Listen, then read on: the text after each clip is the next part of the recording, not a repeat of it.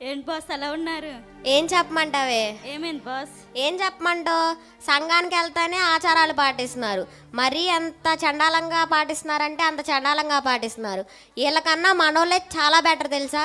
పద ఎలా ఉన్నారో చూపిస్తా. సరే బాస్.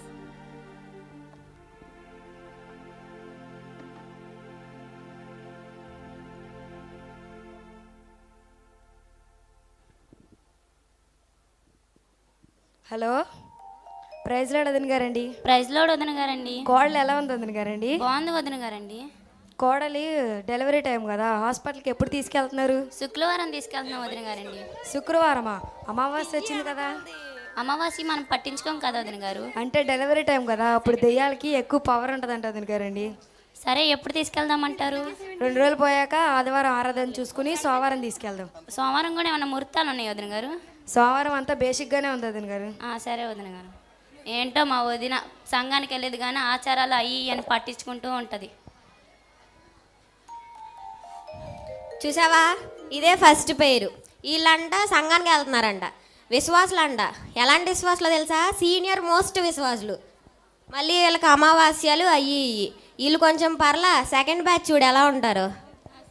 సరే బాస్.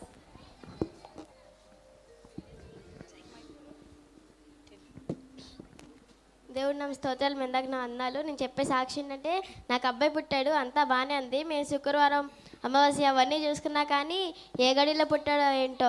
ఈడైతే మధ్యలో లేచి ఉలిక్కి పడుతున్నాడు. నేను ఆ బెడ్ చుట్టూ చీపిళ్ళు చెప్పులు పెట్టినా కానీ ఉలిక్కి పల్లెగుస్తున్నాడు. ఆఖరికి బైబిల్ కూడా పెట్టాను, అయినా ఉలిక్కి పల్లెగుతున్నాడు.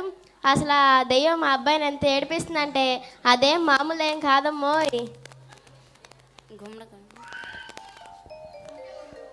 చూసావా, ఇదే సెకండ్ పేరు.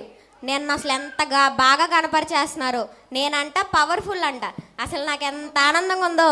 కొద్ది రోజుల్లో దేవుడి కన్నా నేనే ఎక్కువ ఫేమస్ అయిపోతానేమో. మీలో ఎవరైనా వస్తారా అసిస్టెంట్లుగా? సరే, తోడు బ్యాచ్ చూద్దాం పదా. సరే బాస్.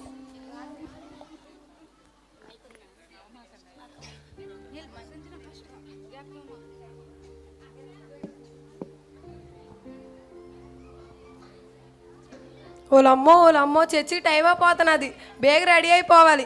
ఇది ఎక్కడ సచ్చిందో. ఒలే చెలి బేగ రాయే, చర్చికి టైం అయిపోతున్నది. వస్తున్నా అక్క. అబ్బాయి పాడుకుంటే ఇప్పుడే తుమ్మి సచ్చింది. కాసేపు కూకో, తర్వాత వెళ్దాం కానీ. సర్లే పద వెళ్దాం. ఈ పాడుపిల్లి ఇప్పుడే ఎదురు రావాలా? ఇంకో 5 నిమిషాలు కూకో. ఏంటక్క పద్దాడు కూర్చోలేగు అంటే అసలు మనం చర్చికి వెళ్తాం ఈరోజు. నీకేం తెలుసు? నోరు మూసుకొని కూకో. సరే పద వెళ్దాం. వెళ్ళి ఓ సుక్క మంచినీళ్ళు తీసుకురా, తాగేసి వెళ్దాం. సరే అక్క. అక్క మనకి పట్టింపులని అవసరమా? నీకేం తెలుసు? చెప్పించే, నోరు మూసుకో పద.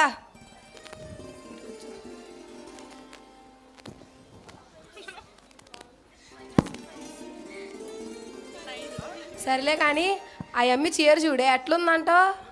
అవునా అక్క, నీకంటే బాగుంది. అమ్మ నాకంటే ఏం బాగోలేదులే అమ్మ. సర్లే కానీ ఎవరో కొత్తగా ఒక అమ్మ వస్తున్నట్టుంది చూడు. వాళ్ళ దేవుట్లు అంటో. అంట్లు కాదే, వాళ్ళ దేవుట్లు అంటో. ఏమోనక్క తెలియదు, పోయిన ఆధారం నుంచి చర్చికి వస్తున్నారు వాళ్ళు. సర్లే కానీ ఆ దొంగ మోకంది వచ్చి నీ పక్కనే కూర్చునిద్దాం. లేకు, ఈడొచ్చి కూర్చో. సరే అక్క. ఏంటి ఈ దొంగ మోకంది వచ్చి నా పక్కనే కూర్చుని ఎలా ఉంది? దీని మోకం మండ. జరుగు.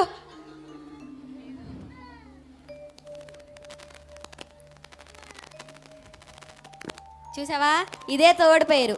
వీళ్ళంట సంఘానికి వెళ్తున్నారంట. మరి సంఘానికి వెళ్ళి ఇంతరా ఆచారాలు పాటిస్తాం నేను ఎప్పుడు చూడలేదు. తుమ్మునా ఆగిపోతారు, పిల్లి ఎదురొచ్చినా ఆగిపోతారు. మళ్ళీ ఉట్లంట, మరి ఏం ఉట్లో? పాడుట్లు. వీళ్ళు కొంచెం పర్లా, లాస్ట్ బ్యాచ్ చూడు మరీ దరిద్రంగా ఉండిద్ది.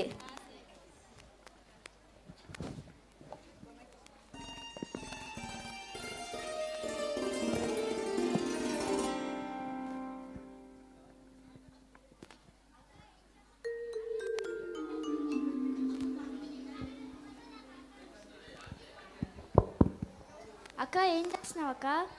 రాచెల్లి ఏంటి ఇలా వచ్చావు? ఏంటి సంగతులు, బాగున్నావా? అక్క రేపు పొద్దున మా ఇంట్లో గృహప్రవేశం ఉంది అక్క, రావాలి మీరు. సరే వస్తానమ్మా. తర్వాతి రోజు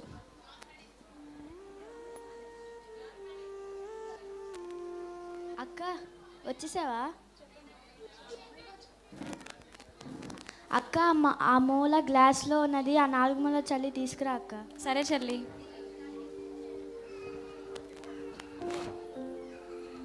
ఏమై ఉంటుంది ఇది? ఏసు రక్తం అనుకుంటా. ఈ మధ్య బాగా తలనొప్పి వస్తుంది, అసలు ఒళ్ళంతా నొప్పులుగా ఉంది.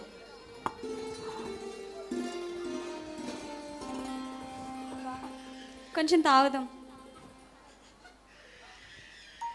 ఆహా, ఎంత హాయిగా ఉందో తాగితే. ఏసు రక్తమే చేయం, ఏసు రక్తమే చేయం, ఏసు రక్తమే చేయం. చెల్లి ఇంకా మిగిలిన చెల్లి నాకు వాటర్ బాటిల్లో పోసి నేను రోజు తీసుకెళ్తా ఇంటికి. అక్క ఏం చేసావు అక్క? బాగుంది అంటున్నావు. తాగాను. తాగేవా? అది గోమూత్రమే. ఇది ఎందుకు తెచ్చావు ఇంట్లోకి నువ్వు? అయినా ఏమవుతులే అక్క, అది తాగితే మంచిదే అక్క, హ్యూమిటీ పవర్ వచ్చింది. ఇది ఎందుకు తెచ్చావు ఇంట్లోకి నువ్వు? అయినా పక్కింటి అవి ఇచ్చిందక్క, 4 మూల చల్లితే దెయ్యాలు రాకుండా ఉంటాయని ఇచ్చిందక్క. చూసావా, చెప్పాగా మరీ దరిద్రంగా ఉంటారని. ఆఖరికి గోమూత్రంలో కూడా నన్ను కలిపేశారు చూడు. అసలు ఎంత దరిద్రం అంటే చెప్పాగా, మామూలు దరిద్రం కాదు.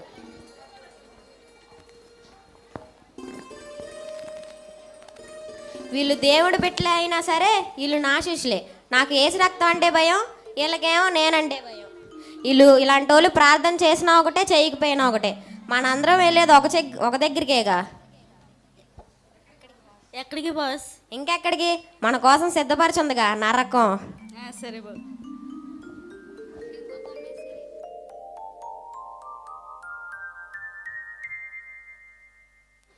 అమ్మ, ఈరోజు ప్రేయర్ ఉంది కదా, నేను ఈరోజు వాక్యం చెప్పాలి కాబట్టి దేవుడిని అడుగుదాం ఈరోజు ఏం వాక్యం చెప్పమంటారో. ప్రార్థన చేసుకుందాం. స్తోత్రం బ్రవ్వా.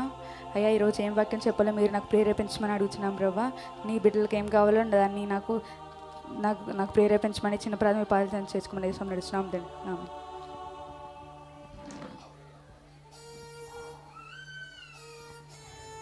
ఓకే, బైబిల్ చదువుదాం. ఏంటి దేవుడు నాకు గలతీలో ఒప్పించమని ప్రేరేపిస్తున్నాడు? ఓకే, గలతీ 4వ అధ్యాయం 10వ వచనం 11. మీరు దినములను, మాసములను, ఉత్సవ కాలంలోని సంవత్సరములు ఆచరించున్నారు. మీ విషయమై నేను పడిన కష్టం వ్యర్థమైపోనని మిమ్మల్ని గురించి బాధపడుచున్నాను. అయ్యా, నన్ను ఈ వాక్యం ద్వారా ప్రేరేపిస్తున్నావయ్యా. నేను ఈ వాక్యం ద్వారా నీ పిల్లలతో మాట్లాడాలి ప్రభువా. ఏం మాట్లాడాలో నాకు నీ ఆత్మ ద్వారా దయచేయండి ప్రభువా. ఆమేన్.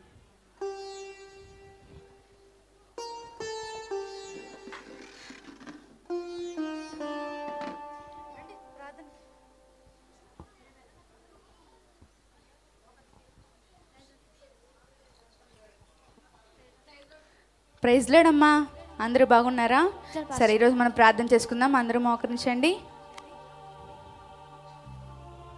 సరే, ఈరోజు దేవుడు మనతో ఏం మాట్లాడాలనుకుంటున్నారంటే, ఈరోజు వాక్యాంశంగా దేవుడు నాతో ఏం చెప్పారంటే, గలతీయులు 4వ అధ్యాయం 10-11 వచనాలు చెప్పారనమాట. ఒకసారి చదివి వినిపిస్తాను, వినండి. మీరు దినములను, మాసములను, ఉత్సవ కాలములను, సంవత్సరములు ఆచరించున్నారు. మీ విషయమై నేను పడిన కష్టమే వ్యర్థమైపోనని మిమ్మల్ని గురించి భయపడుచున్నాను. మరి దేవుడు నాకు ఈ వాక్యాన్ని ఇచ్చి ప్రేరేపిస్తున్నాడమ్మా మీతో మాట్లాడమని. మనకి సర్వశక్తి గల దేవుడు ఉండగా మనకి నిర్జీవమైన వాటితో మనకి అవసరం లేదు. మనకి ఆచారాలు పట్టించాల్సిన పని లేదు.